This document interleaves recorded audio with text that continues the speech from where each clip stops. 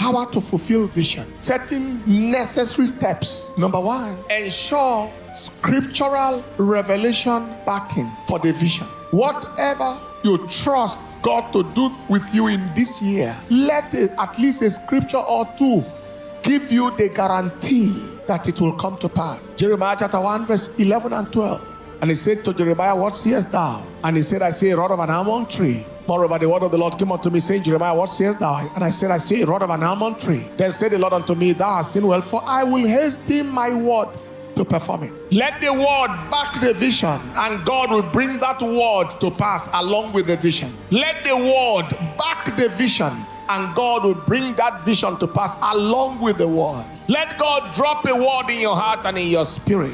Number two, identify action steps for the fulfillment of the vision. Write the vision. Make it plain that it may run. If that is the vision, if this is the word of God that backs me, what steps should I take?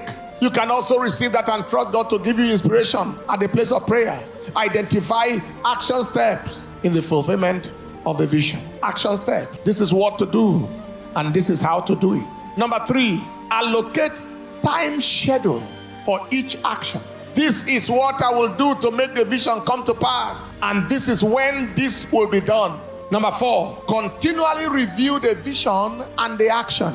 This is what I'm trusting to achieve. Am I okay with it? This is the action. Is the action workable? Do I need to change plan? Vision could be constant, but the plan could change. Number five, give the vision all it takes. Massively deploy effort and energy. Give the vision all it takes.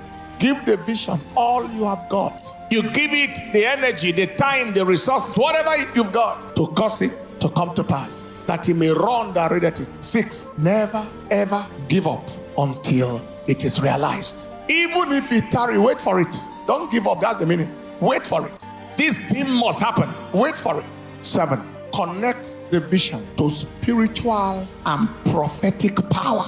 Let the vision, just like a canoe that has an engine that drives it, connect the vision with spiritual and prophetic power.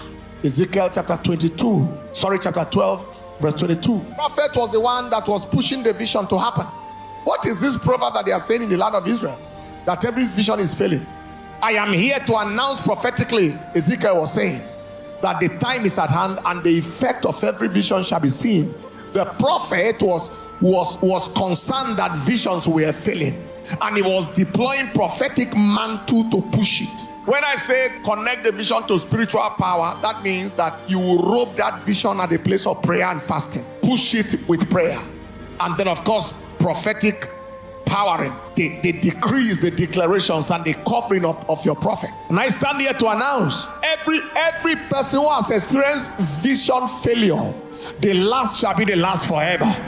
In the name of Jesus, I decree tonight, I announce tonight that the spell of vision failure is over forever. From this moment forward, the vision shall come to pass.